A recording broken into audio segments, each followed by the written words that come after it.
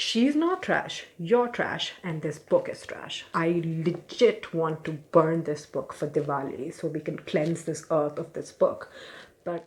Hi, welcome. Okay, today I am not feeling particularly great emotionally. I've been reading a lot of literature that I thought would help me feel better, like feminism and books by really progressive authors. But then no matter how much I try to distract myself, you can't quite get out of what's happening in the world. I'm in a little pissy mood today because it's the American election that's happening, which the more I think about it, the more mad I'm getting about it. And it's just a lot's hitting. I was reading this book a couple of days ago, Weather by Jenny Otto, and she wrote this book and the lead up to and right after the American election of 2016. So she's living in the US, so she's talking about like the world ending and global warming and climate change and end days coming and the political right and all of that. And I'm like, 2016 you think is the end of the world? You haven't lived through 2020 yet, you sweet child of summer. You don't know what's in store. So and somewhere in this book she meets this guy called Will, and he is like disaster zones and wartime reporter, and so he's just chilling in her city as a break from everything. And she asks him, like, does it feel like peacetime or wartime for you? And he's like, it feels like this is a lead up to a war, like something monumental is gonna happen, like disaster is about to strike. Again, you don't even know, because that's been the whole here. I have like this rising anxiety. I can feel it in my chest where I'm constantly, and I'm not usually an anxious person. If you ask my mom, she'll be like, this is like the least worried person.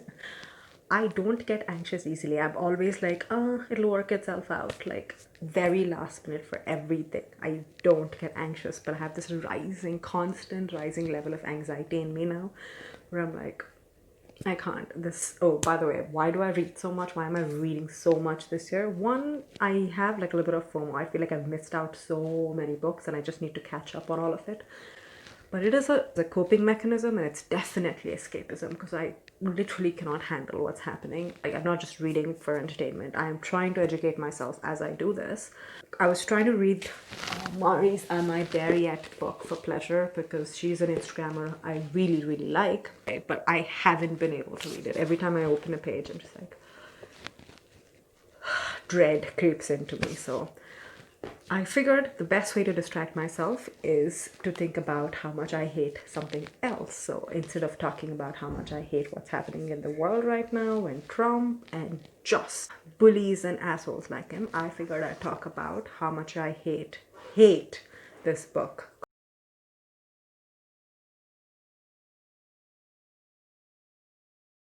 by Chetan Bhagat. This is One Arranged Murder by Chetan Bhagat, and this is a terrible book. The other day when I made a video that I was going to read this book, I was trying to be diplomatic because I hadn't read Chetan Bhagat in a hot second. The last book I read by him was like Two States, way back when the movie was coming out. I didn't even completely finish that book. I think like the last third of the book I left it because it was boring for me.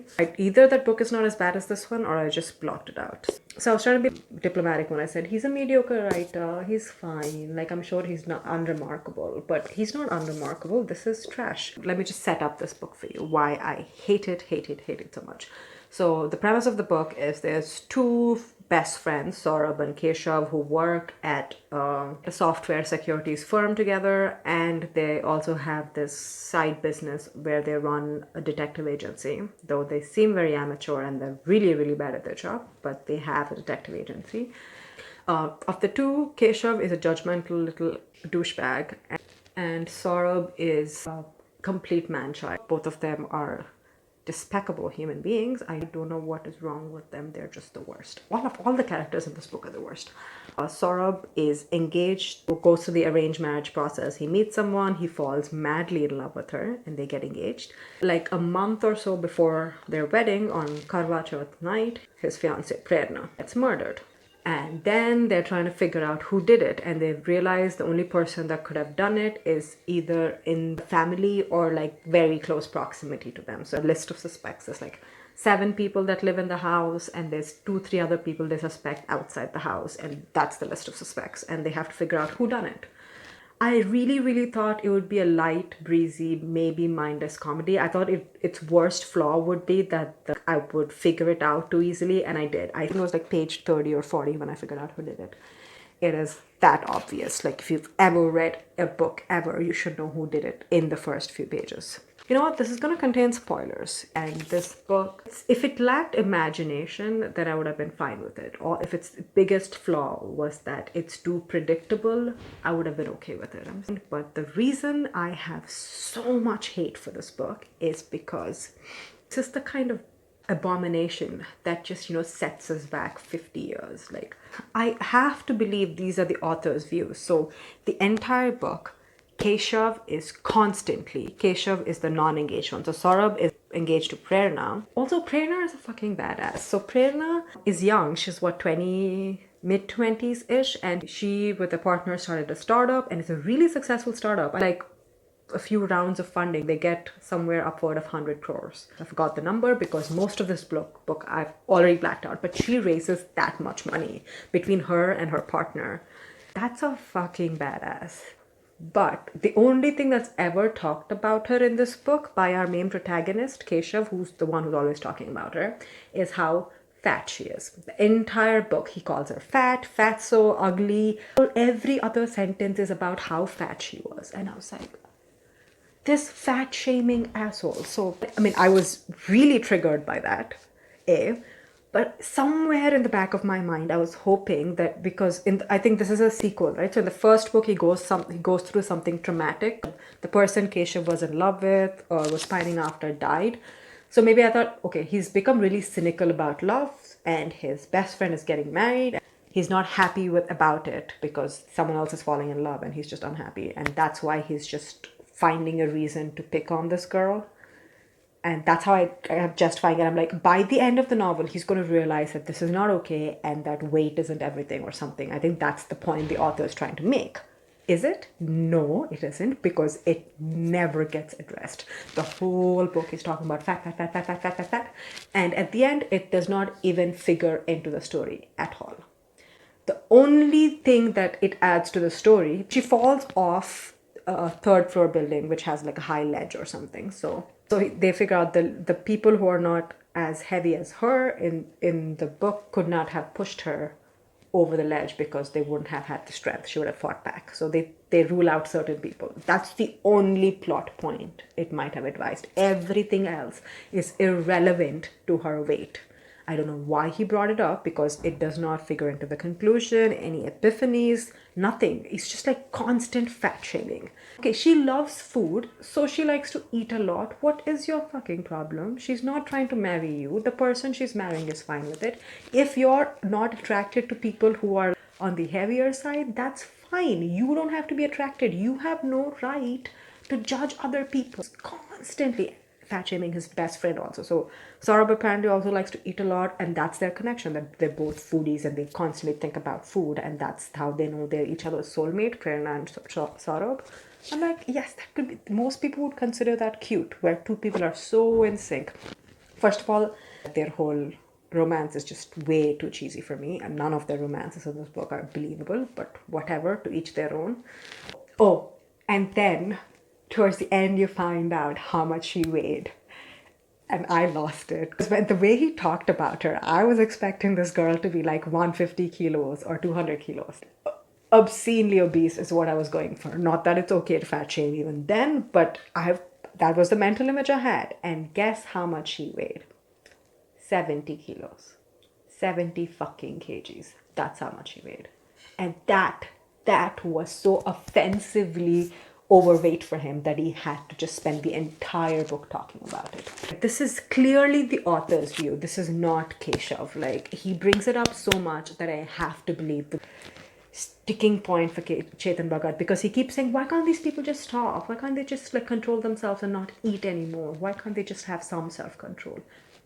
What's your problem? If you don't want to eat, don't eat. If you're so obsessed with your body, you work on it. Why are you passing judgment on others? My head hurts. So the only characters Keshav finds attractive are all skinny.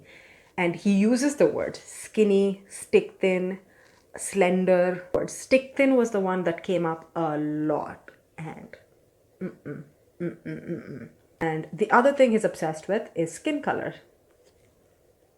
Chetan Bhagat turns out to be a stereotypical Indian man. The worst things about the Indian society, because he's obsessed. Every time he talks about how fair these people are and how skinny their people are. Anyone he's attracted to is fair and skinny. Fair skin, skinny. That's the only personality traits he seems to give anyone at all, is where their complexion lies and how skinny they are. Oh, yeah. Also, Chetan Bhagat has this thing where he has to put IIT into every story he writes or what. Like, he brings it up in this book also. And I'm like, you're not that smart just because you got into fucking IIT. This is the book you can write for fucking getting into IIT. I'm telling you, guys, everyone is probably smarter than you. Now let's get to Saurabh's problem. So you think, okay, Keshav's the asshole, so maybe Saurabh is fine. Saurabh is like nice. You would think that. Forget the fact that he's in this really stunted 13-year-old emotional head child where he falls in love with for the silliest of reasons. Fine, he's not hurting anyone. That's not my problem. Keshav and Saurabh somehow split between themselves the worst things you can be. So Keshav's on one side, fat-shaming people and obsessed with fairness, whereas Saurabh's on the other side, pretending to be cool, but actually a very conservative, backward-minded misogynist. All of these are spoilers, by the way. Well, fat-shaming is not really a spoiler because I didn't tell you the certain incidents. But from now on, there will be spoilers. There's 2 incidents in the book that come up where Saurabh really shows his true colors. The first one is when Keshav is constantly on Tinder, and the reason we're supposed to think Keshav is cool is because he's really good at flirting, and he brings this up like 3 or 4 times. That is that he slept with 10 girls last year. What? Why are you parading this around? Why are you so proud of it? It's like Are we still there? Are we still talking about women as conquest and something for men to be proud about? What is this world? Why do I live in this world? I'm fine with how much ever sex Keshav wants to have. Again, good for you, man. You found willing partners to engage in sexual activity. Yeah, you.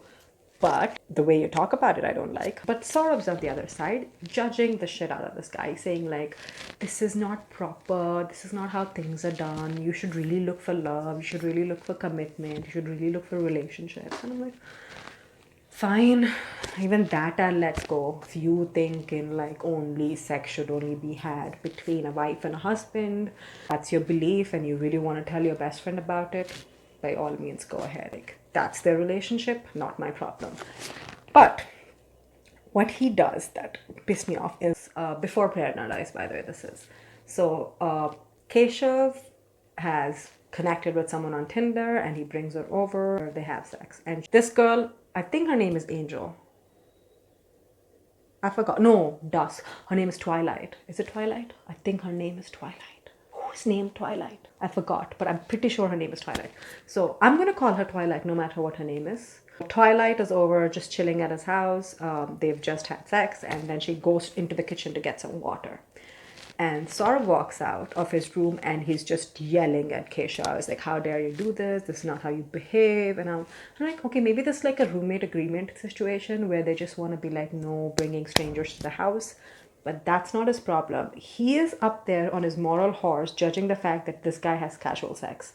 I'm like, okay, none of your business who has casual sex or not, but okay. And then he has the audacity to call Twilight trash. He calls her trash. He has no information about her at all. He's never met her. She did not bother him, say a word to him, nothing. She's drinking a glass of water in the kitchen. That's all she's doing. And he calls her trash. Why? No reason. All he has to go off here is that she had sex with his best friend and he calls her trash. I was like, what kind of backward, misogynistic, gender role, fucked up bullshit is this book? Like, what is wrong with this guy and why is he so popular? Why are people reading his books? Like, he never apologizes for it, by the way. because in retaliation to that, Keshav calls Prerna fat. And Keshav, I think, apologizes for calling Prerna fat to her face, but this guy never goes back on his word and says, I was wrong to call her trash because her sex life, her body, her choice, none of my fucking business. He never says it. He thinks he's right in what he does. In fact, the book justifies him. By the end, Keshav is looking for stable relationships, as though it's so bad. It's so bad to have casual sex. I'm like, why are you condemning it? You can just be like, that was a phase in my life. I want a different kind of relationship now. But no, no, no, no. He was fucked up, and it was fucked up to have casual sex. Chetan Bhagat, that girl, Twilight, though that name makes me cringe every single time, Twilight with her back tattoos and whatever. She's not trash, you're trash, and this book is trash. I legit want to burn this book for Diwali so we can cleanse this earth of this book. But I'm sure I will have some civil suit against me because this country is filled with people who are lunatics who want to get normal people in jail for freedom of speech, but not really actually put their politicians in jail who have actually committed murders and, terrorist attacks and stuff. No, that's fine. But, you speak about this and then they're like, no. Well, the second incident Saurabh gets mad about, and this is the real spoilers, by the way. The murderer is Anjali, who is Prerna's cousin, Prerna's hot cousin, who Keshav is in love with. And it later turns out she's not just Prerna's cousin, she's Prerna's twin sister. And the reason our protagonist and no one really realizes is because the weight difference, which is not even that much. It's 20 kilos. Like, they're supposed to be identical twins. No point is it mentioned that they're fraternal twins. So they are twins. They are illegitimate twins because the father disappeared and their mother wasn't actually married. So the twins get split up between the married uncle and aunts of the family. So they don't get raised by their actual biological mother, but instead Prerna is raised by her mother's oldest brother and his wife, whereas Anjali is raised by mother's older sister and in the United States. So they are split not just between two different families, but they're also split across continents. If the argument was because they had different nurture, where they were brought up on different food and different environments, and that's why they don't really resemble each other, it's fine. But I think the entire crux is that their weight is different, and that's why they look so drastically different. I'm just like, no. 20 kgs is not so drastic that you can't see the similarities, that it's the same fucking face.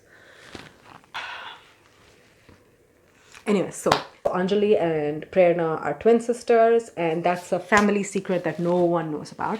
And the reason Anjali moves back from the United States to India is because she finds out that they're adopted by her aunt, and Prerna is her twin, so she wants to get closer to her family, so she moves back to India.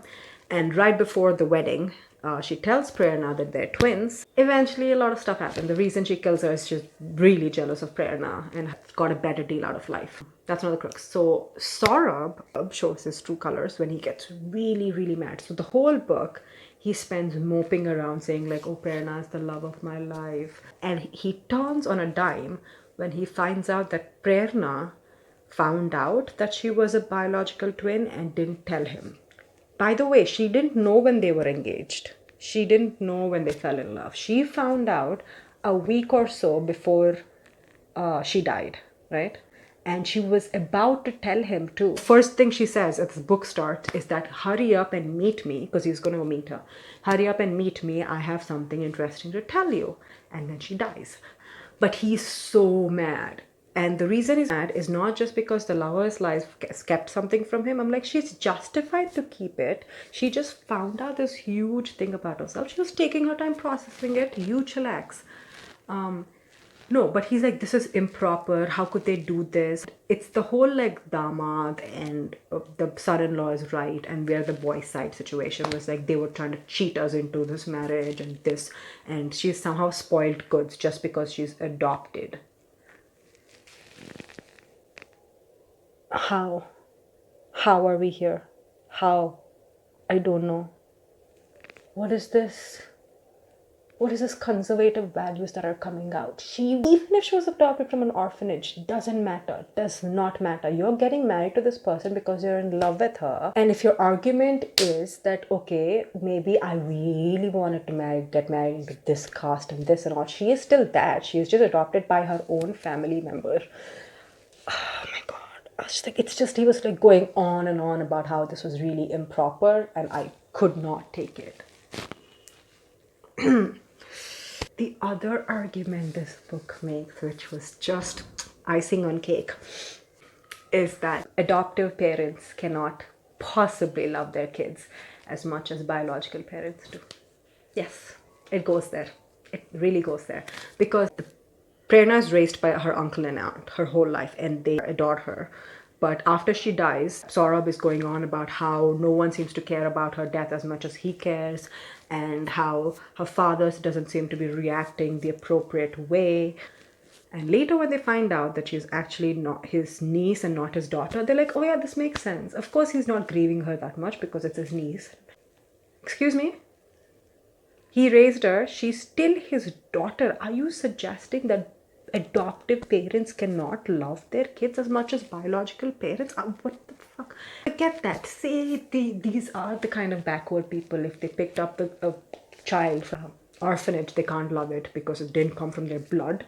Say these people are that backward. But Prerna did come from her blood. She was still his niece. She is still his blood. Do you get that? It was just like 1 degree of separation where she's not directly his child, but his sister's child. No, that made me really mad. And if you're thinking, okay, but is it a really good detective story? No, it isn't. Really isn't, because Keshav and Saurabh are the worst detectives to ever exist. Ever. And it's not like funny haha worst. It's people die because of how botched up your investigation is worst. As a result of their investigation, two people get wrongly accused. One of them commits suicide. Well, no, gets murdered, but like looks like suicide. So one of the wrongly accused turns up dead because of they accused him falsely. The other one spends a month in jail because they accused him falsely. And you later find out that second one, halfway through his jail time, they did figure out that he was wrongly accused and they have a different suspect, but they don't say anything and just let him sit in jail. Not they. Kesha figures it out. So Kesha figures out that Anjali probably did it, and while he gathers evidence, he lets Mr. Malhotra rot in jail, A, and 2 is having sex with Anjali, who he suspects to have committed this murder, but no, that doesn't matter. He's having sex with Anjali and he falls in love with Anjali. Yeah, suspected murderer he falls in love with, and he knows she did it, and he still is like, I still love you. And what are her qualities, you ask? She's skinny. Oh, his words. She's skinny, stick-figured, and fair complexion. Those are her qualities. Oh, and she likes to have kinky sex, like 50 Shades of Grey sex. They bring up 50 Shades of Grey. They have sex to the soundtrack of 50 Shades of Grey. That might have scarred me for life. This book is gross. So yeah, because of their botched up investigation, two people get wrongly accused, one dies, one extra person dies. And this family is completely ruined forever because of their investigation. I'm not saying that any of them are okay in the head. Okay, so the person that ends up dead is Ramesh. Ramesh is Prerna and Anjali's other uncle, not the one who raised Prerna, but the other brother in the family. And the reason he winds up dead is because he's having sex with Anjali. Prerna finds out and disapproves of it. And Anjali kills Prerna, not just for that, she's just jealous of her. She didn't really kill her for the whole banging her uncle situation. And then she eventually tells Ramesh that she killed Prerna, and he doesn't help dispose of the body. All he does is steals the expensive diamond ring from the body. The best case against him is aiding and abetting a criminal. He did not in any part help with the planning of the crime. So, and he gets murdered for it. And you're supposed to hate him because Why? Okay, yes, incest is bad, but that doesn't mean they get murdered. Every character in this book is just a shit show. If you ask me, Keshav also should have died for the way he talks about women. Saurabh also should die because of his notions about women. I don't know. Yeah, in conclusion, this book, to put it in Saurabh's words, this book is trash. If you guys like Chetan Bhagat, I don't know who does. Please, I beg you. Why? Why? Explain it to me why, because I do not understand at all why this guy is allowed to be writing and publishing this backward ass, misogynistic, sexist, racist agenda. Why? 1 star. I mean, 0 stars if it's possible to give something 0 stars, but that just looks like I did not rate the book, so 1 fucking star.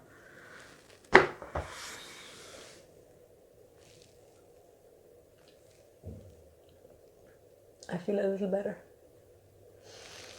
I'm gonna pour myself a really, really big glass of wine and then look at what's happening in America. Yeah. Okay. Well, thanks for watching my video. I don't know if anyone cares enough about it to watch the video. At this point, I'm just using it as my emotional vent. But thank you. I'm on page number 40, and 2 things are clear. This book is an abomination. It is so fucking bad. And I know who the murderer is.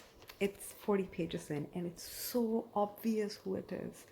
Like, this is like murder mysteries 101. Like, try a little. Okay, my theory is it's Anjali, and it's because she's jealous. I don't know what she's jealous about, but all the clues are right there. Yep. It either has to be Anjali or the creepy uncle on 3rd floor. I don't think there's no clues for the creepy uncle on 3rd floor. I think it's pretty damn sure it's Anjali, but someone make sure he never writes again, because